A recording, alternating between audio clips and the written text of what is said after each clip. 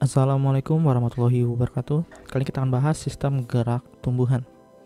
Masih di kelas 8 bab 1. Tumbuhan bergerak secara pasif karena tidak memiliki alat gerak seperti manusia dan hewan. Di manusia dan hewan kan ada tulang, ada juga sendi, ya. Nah, digerak pada tumbuhan ini timbul berdasarkan ada atau tidaknya sebuah rangsangan. Oke, kalau di sekitar kalian masih ada putri malu, kalian bisa menyentuh daun itu, ya. Daun yang terbuka karena rangsangan tangan kalian itu gerakannya itu akan menutup daun. Ternyata tumbuhan juga melakukan gerakan, ya. Misalnya pada tumbuhan yang tadi putri malu. Sekarang karena kita udah membahas sebagian kecil, kita akan membahas masuk ke bagian 1, yaitu gerak endonom. Kalau kalian punya akuarium, ya, kalian pasti ada tumbuhan seperti ini nih, namanya tumbuhan Hydrilla verticillata. Biasanya nih pada di akuarium. Nah, kalau kita lebih dekat lagi menggunakan mikroskop, ya, ada namanya gerak siklosis pada daun hidra. Ya, ini kita lihat nih, ini namanya sel. Jadi di daun hidra ini kalau kita menggunakan mikroskop, kan semakin terlihat tuh ya bagian terkecilnya. Ini kayak batu bata nih, ya, kayak batu bata. Strukturnya kayak batu bata. Dan gerakan siklosis itu lihat tanda panah ini, ya, yang berputar di dalam si batu bata ini. Nah, yang bergerak ini apa? Yang bergerak ini adalah klorofilnya, seperti itu. Oke. Dan yang bagian kayak batu bata ini adalah selnya. Kita lanjut lagi. Gerak endonom adalah gerakan yang terjadi akibat rangsangan yang berasal dari dalam sel atau tubuh tumbuhan, ya kan? Makanya gerakannya ini berada di dalam si batangnya. Kita lanjut lagi ke 2, yaitu gerak higroskopis. Kalian tahu nggak gambar ini gambar apa? Kalau kalian bilang kacang potong, itu benar, ya. Ini merupakan kacang polong muda yang masih hijau, di mana kadar air dari kacang polong muda ini masih banyak, ya. Bagaimana kalau jika kacang polong ini sudah tua? Kacang polong yang tua itu kadar airnya menyusut dan menyebabkan yang daun ini yang tadi tertutup itu terbuka dengan sendirinya. Nah, ini merupakan gerak higroskopis, adalah gerakan pada tumbuhan akibat adanya perubahan kadar air dalam sel tumbuhan dan pembukaan dinding sel. Makanya kulitnya itu kebuka sendiri saat dia udah tua. Karena apa? Karena kadar airnya, ya, dari yang banyak menjadi menyusut. Nah, kita lihat lagi nih, ada buah kapas muda. Biasanya ada di jalan-jalan juga ada nih, ya. Ini namanya buah kapas, yang biasa dibuat di kasur, bantal, ya. Nah, saat dia masih muda, kadar airnya tuh masih banyak. Akan tetapi saat buah kapas tua, kadar airnya menyusut dan buah itu tentu saja akan terbuka. Oke, kita lanjut lagi. Sekarang kalian lihat, nah, ini merupakan tumbuhan paku muda yang masih meringkel, ya, masih menutup. Dinding sporangiumnya tertutup. Ini bahasa biologinya, ya, dinding sporanya tertutup. Nah, kalau misalkan dia udah tua, dia terbuka, dinding sporangiumnya terbuka seperti ini, ya. Mungkin ada di sekitar kalian nih, kalian bisa lihat-lihat, ya. Nah, ini merupakan juga gerak higroskopis atau gerakan pada tumbuhan akibat adanya perubahan kadar air di dalam sel dan pembukaan dinding selnya. Makanya dinding selnya bisa kebuka juga seperti ini. Oke, kita lanjut lagi ke bagian 3, yaitu gerak esionom. Nah, gerak esionom adalah gerakan tumbuhan yang disebabkan rangsangan dari luar tubuh tumbuhan. Misalnya berupa sentuhan, cahaya, suhu, zat kimia, dan gravitasi, dan lain-lain tentunya. Berdasarkan respon gerak yang dilakukan tumbuhan, gerak esionom ini dapat dibedakan menjadi yang pertama gerak tropisme.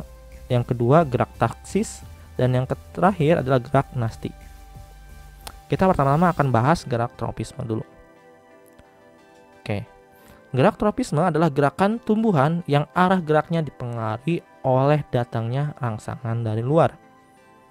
Oke, gerak tropisme juga terbagi dari dua, yaitu gerak tropisme positif, di mana arah gerak tumbuhan yang mendekati arah datangnya rangsangan, mendekati ya, yang positif mendekati. Yang kedua, tropisme negatif. Tentu saja kalau yang positif mendekati, yang negatif itu menjauhi. Nah, di gerak tropisme ini juga dia terbagi lagi. Ada gerak fototropisme, gerak geotropisme, gerak hidrotropisme, gerak tigmotropisme, sama gerak kemotropisme. Sekarang kita lanjut lagi ke gerak fototropisme. Namanya foto berarti cahaya ya. Atau biasa disebutnya dengan heliotropisme. Adalah gerakan yang dipengaruhi oleh rangsangan cahaya. Kalian ingatnya, foto itu cahaya ya.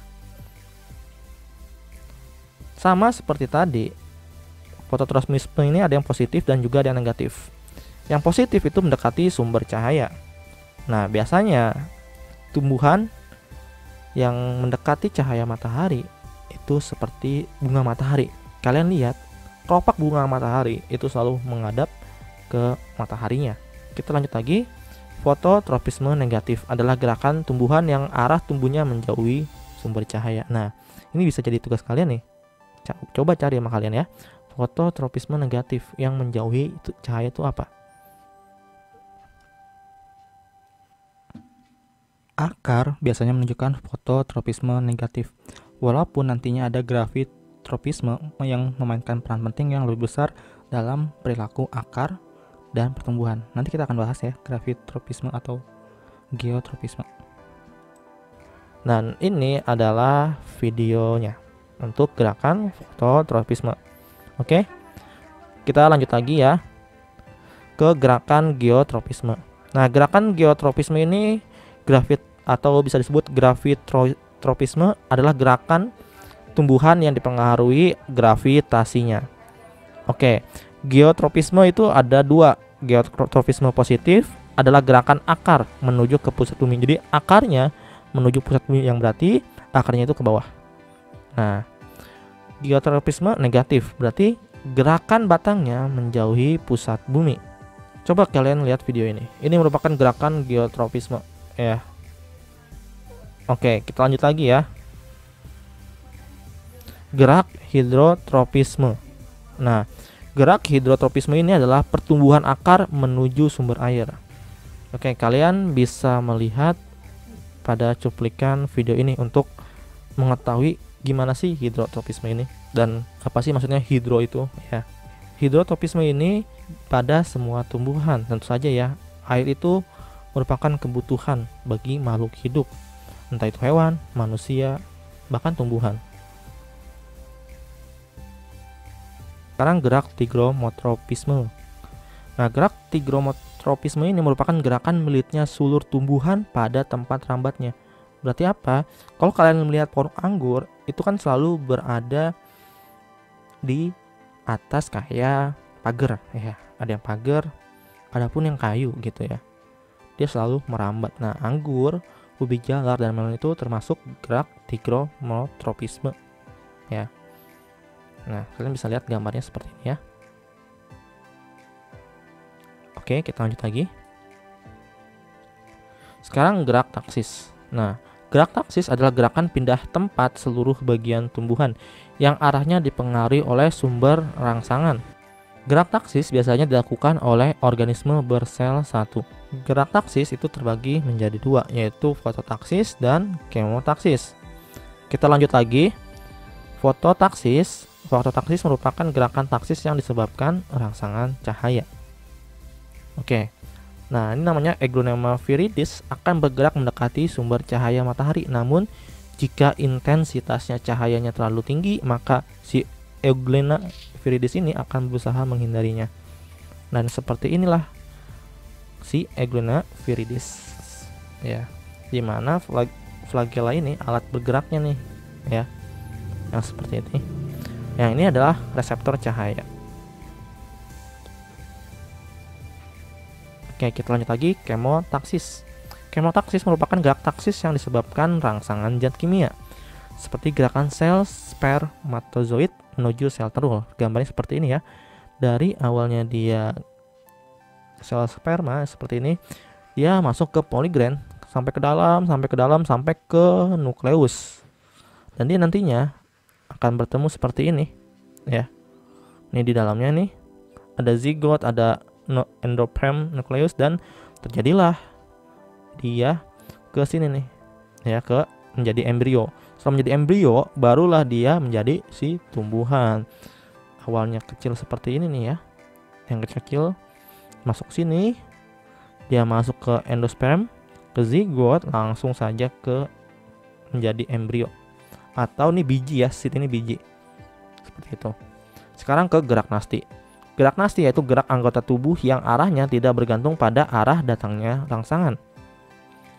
Berdasarkan jenis rangsangannya, gerak nasti dapat dibedakan menjadi beberapa jenis, yaitu ada seismonasti, niktinasti, fotonasti, dan termonasti. Oke, sekarang kita ke seismonasti dulu.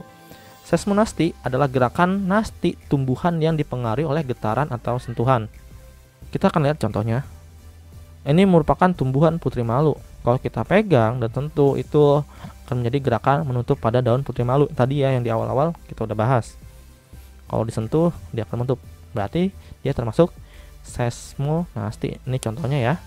Kita lanjut lagi yang kedua, niktinasti. Niktinasti adalah rangsangan berupa kondisi siang hari atau malam hari. Contohnya apa? Contohnya itu pada daun bunga merak. Di pagi dan sore hari ya, pagi sampai sore hari itu dia akan terbuka seperti ini. Kalau dia di malam hari, ia akan menutup seperti ini. Nah, ini namanya niktinasti. Contohnya daun bunga merak. Kita lanjut lagi ke fotonasti. Fotonasti adalah gerakan nasti pada tumbuhan yang disebabkan adanya rangsangan berupa cahaya. Namanya juga foto ya, tentu cahaya. Nah, ini merupakan bunga pukul 4, di mana bunga ini akan mekar itu pada jam 4 pagi.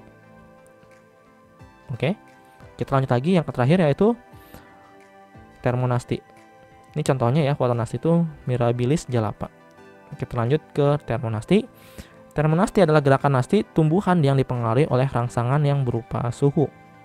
Contohnya bunga tulip. Nah, si bunga tulip ini itu mekarnya di musim semi disebabkan oleh suhu udara yang hangat. Gerakan mekarnya bunga tulip pada musim semi saja. Seperti itu. Ini namanya gerakan termonasti, yaitu bunga tulip ya. Termonasti ini bunga tulip. Sekian pembahasan kali ini. Assalamualaikum warahmatullahi wabarakatuh.